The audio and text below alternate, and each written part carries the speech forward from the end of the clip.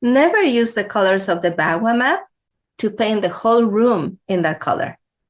So if you have a primary bedroom in the relationship corner of your home and the color in the Bagua map for that corner is hot pink, that doesn't mean you should paint your bedroom in hot pink.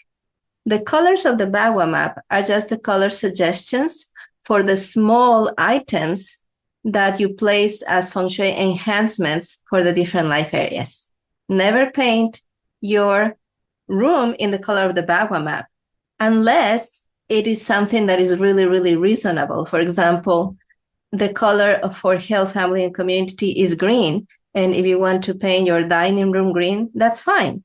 But the color of wealth, for example, is purple, and you shouldn't paint your family room purple just because of that.